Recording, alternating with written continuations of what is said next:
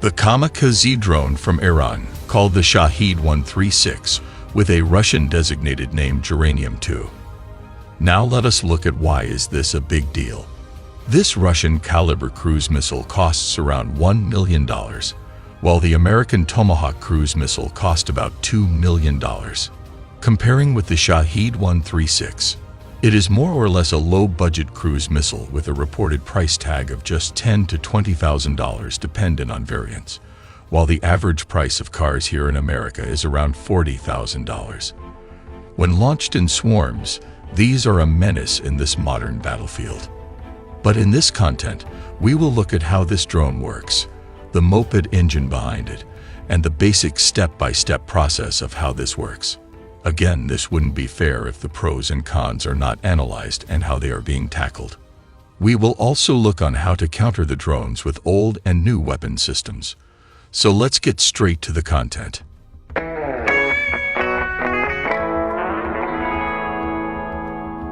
This is the Iranian Shahed 136, a modern single-use loitering munition, or some might call it the kamikaze, or suicide drones. Now let us analyze what is a loitering munition. A loitering munition, commonly referred to as a suicide drone or kamikaze drone.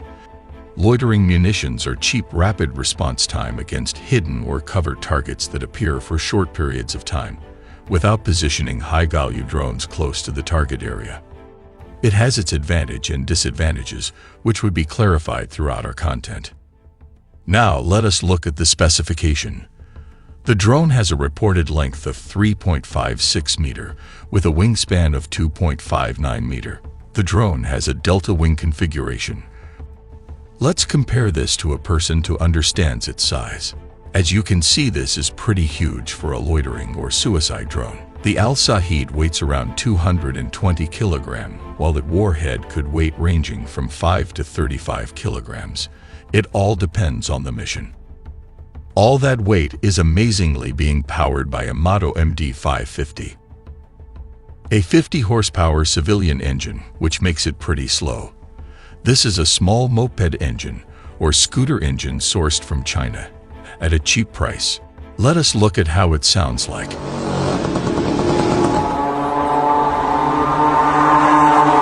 The soldiers on the battlefield reported it sounded like the World War II German planes, the Stuka. Interestingly, the Germans intentionally developed this siren to create a psychological impact in the battlefield. They would install a wind-driven siren that uttered a screaming sound at a maximum dive speed.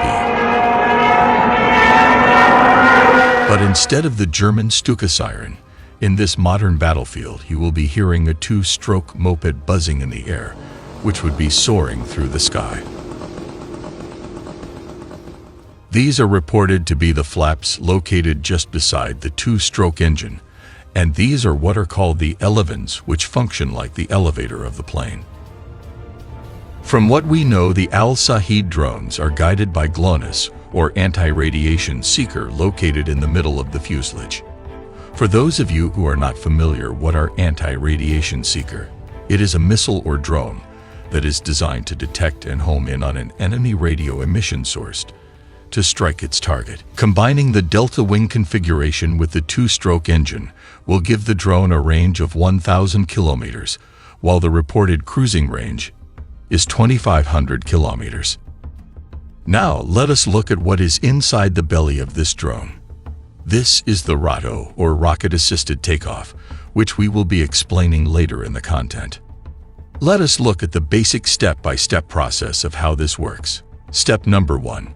The drone is carried on a simple truck carrier that looks like it is for cargo transport. But inside this cover are these menacing swarm drones. Each launcher in a standard truck container transports around 5 menacing drones. Step number 2. Inertial navigation or GLONASS data, a Russian alternative to GPS, are fed to these drones. Points to be noted: they are using a civilian inertial navigation system, but could be upgraded in the future. Step number 3. At a press of a button, the drone is launched with the rocket-assisted takeoff. This rocket-assisted takeoff is ejected just like this. This was installed to reduce weight and efficiency and let the two-stroke engine take over. Step number 4. As these are swarm drones, a total of 5 to 10 are used all at once to overwhelm the enemy air defense system. Step number 5. The drone will be loitering at extremely low altitudes, which would make them difficult to shoot. The UAV drones would be operating in a swarm. In addition, the Shahed 136 are quite small and have a composite structure, which makes them difficult to detect with the help of radars. Step number 6. When it reached its targets, the drone will dive in with all 5 or just even 2 remaining drone, swarming in full speed to destroy the target. Now, let us look at its limitations. The precision of the drone terminal is derived from commercial inertial navigation system. If this is jammed or disabled or obstructed, both of these could stop the drone from getting to its target. As stated, this drone is flown at very low speed. This could be countered by the Javelin or even Stinger missiles, but the cost factor comes into play. The solution is the Gepard, which is an all-weather capable German self-propelled anti-aircraft gun with built-in radar. These could counter most of the kamikaze drones at an effective range of 5.5 kilometers. The second cheaper version is the Soviet Union anti-aircraft gun Zu-23 used by Ukraine. It was designed to engage low-flying targets at a range of 2.5 kilometers, which are battle-tested against these drones. Considering all these limitations, we have to remember these are swarms drones, operating in a group of 5. One drone could always get past the defense system, and thus create a dangerous weapon to the modern battlefield.